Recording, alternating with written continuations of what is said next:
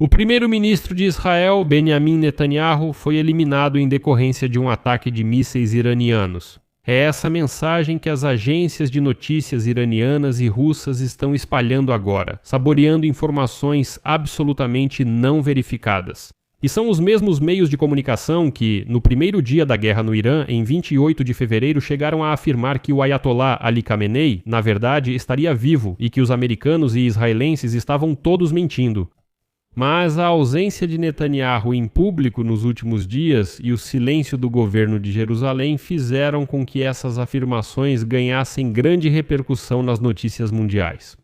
Por exemplo, já estão dizendo que não foi à toa que o enviado americano Steven Witkoff e seu colega Jared Kushner cancelaram sua visita a Israel em 10 de março. E esse assunto realmente começou a ser discutido seriamente. Bem, eu decidi me aprofundar um pouco nisso, para entender por que informações como a de que supostamente Netanyahu foi eliminado estão sendo divulgadas e o que está por trás disso. E o mais importante, o que eu quero analisar neste episódio é em que a informação sobre a suposta eliminação ou ferimento de Netanyahu difere daquela informação de que o líder do Irã, Mojtaba Khamenei, está ferido e em coma. Prepare-se, vai ser muito interessante. Meu nome é Alexei Petit. Vamos juntos abordar esse tema, mas antes de começarmos este episódio, peço que você se inscreva no canal, deixe um like no vídeo e escreva seu comentário. Eu peço isso porque ajuda os algoritmos do YouTube a recomendar este episódio para o maior número possível de espectadores. E também siga meu canal no Telegram, Pesci News, o link está na descrição deste vídeo. Lá publicamos notícias em tempo real assim que elas chegam. Então, logo no começo vou fazer um aviso muito importante, para evitar acusações de falta de veracidade. Já adianto que eu não acredito na história sobre a eliminação ou ferimento de Benjamin Netanyahu, mas neste episódio eu preciso analisar esses boatos e compará-los com as informações sobre o ferimento de Mojtaba Khamenei. Então, a imprensa iraniana afirma que o primeiro-ministro de Israel, Benjamin Netanyahu, poderia ter sido alvo dos últimos ataques do Irã e talvez até tenha morrido nesses ataques. A ausência de Netanyahu em público por vários dias e o silêncio do governo de Jerusalém fez com que essas afirmações ganhassem grande repercussão nas notícias mundiais. Veja o que escrevem, por exemplo, os meios de comunicação russos que repercutem informações de fontes iranianas. No auge da guerra contínua entre os Estados Unidos, Israel e Irã, surgiram declarações alarmantes direcionadas ao primeiro-ministro de Israel, Benjamin Netanyahu. De acordo com relatos da mídia iraniana, presume-se que durante os últimos ataques do Irã ele tenha sofrido ferimentos graves ou até mesmo morrido. Essas declarações rapidamente causaram grande repercussão na comunidade internacional. Logo depois disso, o segmento de língua árabe das redes sociais foi rapidamente inundado com mensagens dizendo que o Irã supostamente atacou algum centro em Tel Aviv e realmente teria eliminado Benjamin Netanyahu. E até nos meus comentários sob meus vídeos escreviam: por que você fala só sobre Mojtaba Khamenei? Fale também sobre Netanyahu, que supostamente foi eliminado. Pois bem, vou contar. De onde vieram os boatos sobre o ferimento ou até mesmo o assassinato de Netanyahu? Em uma mensagem publicada pela agência estatal de notícias iraniana Tasnim, afirma-se que, em resposta aos ataques, o Irã atingiu alguns pontos estratégicos em Tel Aviv. Na mensagem da agência de notícias Tasnim, afirma-se que durante esses ataques do Irã poderia ter sido atacada a área onde estava o primeiro-ministro de Israel, Benjamin Netanyahu, e que existem sérias dúvidas quanto ao destino do primeiro-ministro de Israel. Se formos analisar, isso é uma cópia completa das mensagens israelenses sobre ataques a Teherã, aos bairros de Teherã, quando Ali Khamenei foi morto. Então, a Tasnim pega a mensagem, inverte e diz que o Irã atacou bairros governamentais de Tel Aviv, onde ficava a residência ou a casa de Netanyahu, e pode-se supor que Netanyahu poderia ter sido ferido. De acordo com a mídia iraniana, está sendo considerada a possibilidade de que Netanyahu possa ter sido gravemente ferido ou morto durante esses ataques. Mas o mais importante, até mesmo a mídia iraniana diz que essas informações ainda não foram confirmadas por fontes independentes. Mas os boatos começaram a circular e não podem ser parados. Um dos principais motivos para essas declarações é o fato de que Netanyahu nos últimos dias não apareceu em público.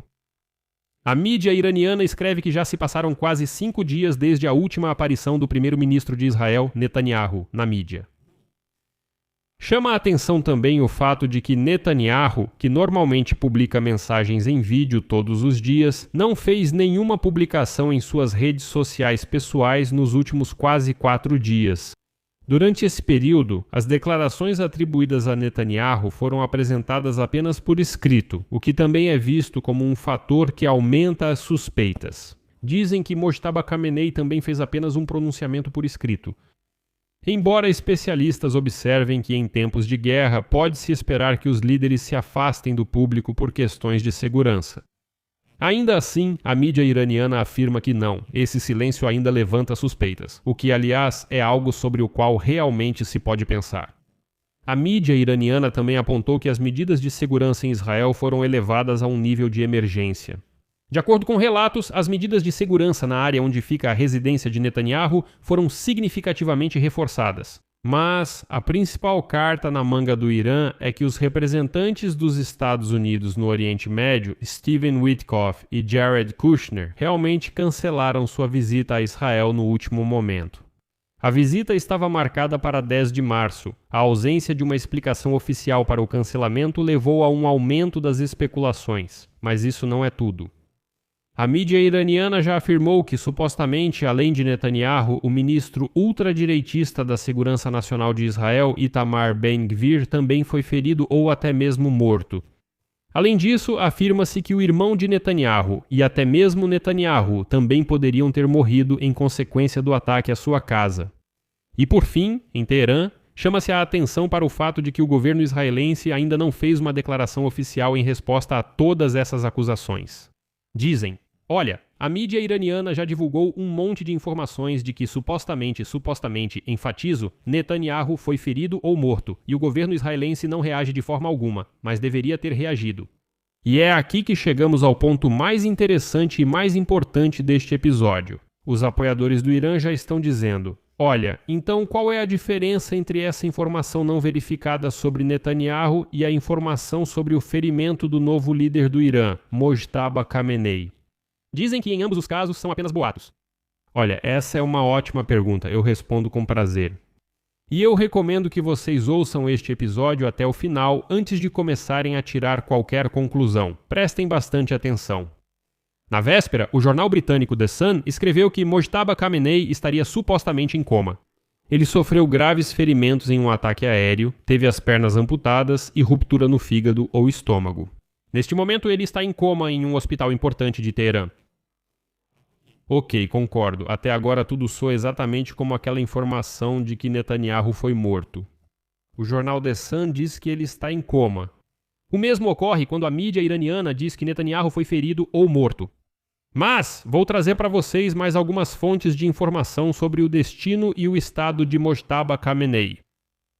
A CNN, por exemplo, escreve que, segundo suas fontes, Mojtaba Khamenei sofreu fraturas nas pernas e outros ferimentos leves no primeiro dia dos bombardeios. Mas o mais importante, você vai dizer, ok, The Sun, CNN, é pouco. O mais importante. Anteriormente, o embaixador do Irã em Chipre, Alireza Salarian, declarou publicamente ao jornal The Guardian que Khamenei ficou ferido como resultado do mesmo ataque aéreo em que foram mortos seu pai, o líder supremo Ayatollah Ali Khamenei, e outros 5 membros de sua família.